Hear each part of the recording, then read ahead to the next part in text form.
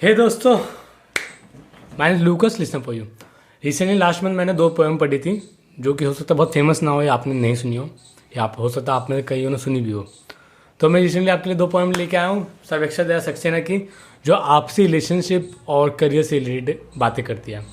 जितनी मेरी समझ है उसके हिसाब से मैं आपको बताता हूँ। कितना अच्छा होता एक दूसरे को बिना जाने पास पास होना और उस संगीत को सुनना जो धमनियों में बसता है, उन रंगों में नहा जाना जो बहुत गहरे चढ़ते उतरते हैं। इसका मतलब है कि कई बार जो कहते हैं साइलेंस की भी अपनी एक लैंग्वेज है। हम लोगों को कई चीज़ें एक्सप्रेस करनी नहीं आती है, या कहो कि शब्दों में वो काबिलियत ही नहीं कि वो सब कुछ बयां कर सके। कुछ चीज़ें हमें बिना बोले बिना जाने समझनी चाहिए, उनके व्यवहार से, उनकी बॉडी लैंग्वेज। जैसे इसमें लिखा हुआ है उस संगीत को सुनना जो धमनियों में बसता है, उन रंगों में नहा जाना जो बहुत गहरे चढ़ते उतरते हैं। यानी जो इस लाइन का मतलब है कि कई चीज़ें शब्द एक्सप्लेन नहीं कर सकते हैं, या कहो कि हमें वो एक्सप्लेन करना नहीं आ रहा क्योंकि हमारे पास वो शब्द नहीं है, या कहो शब्दों में वो काबिलियत ही नहीं कि वो सब कुछ बयां कर सकें। तो इसलिए इन्होंने ये बात लिखी है कि उस संगीत को सुनना जो धमनियों में बसता है। अगर कोई आपका दोस्त है और उसे टेंशन है बहुत ज़्यादा, तो उसका क्या होगा, ब्लड प्रेशर तो तेज होगा सबसे पहले। तो इनका सेंस ही वही है कि हमारे अंदर जितने भी इमोशंस चल रहे होते हैं उसका इम्पैक्ट पड़ता है हमारे ब्लड सर्कुलेशन के ऊपर।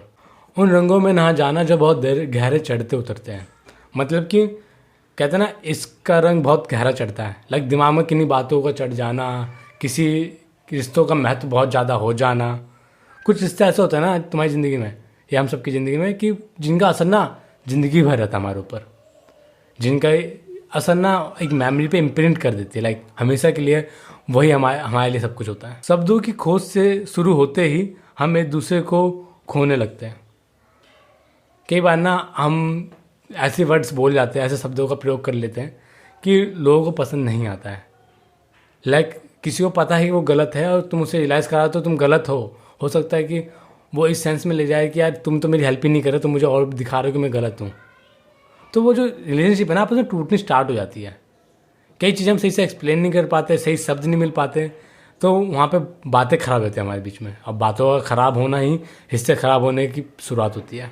और उनका पकड़ में आते ही एक दूसरे को हाथों से मछली की तरह फिसल जाते हैं।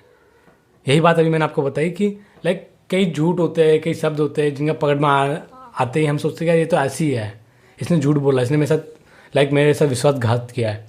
तो हम सब छोड़ देते हैं, इससे टूट जाते बातों से कि किसी ने झूठ बोला वो पकड़ में आ जाए, या हम सही से अपनी बातें एक्सप्लेन नहीं कर पा रहे, तो रिश्ते टूट जाते हैं। बातों से ही रिश्ते होते हैं। हर जानकारी में बहुत गहरा ऊप का एक धागा होता है।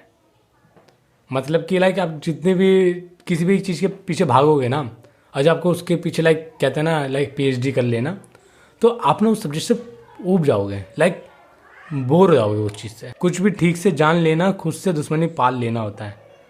और किसी भी चीज़ का हमें सही से जान लेना तो उसके अंदर क्यूरियोसिटी ख़त्म कर देता है हमारे अंदर।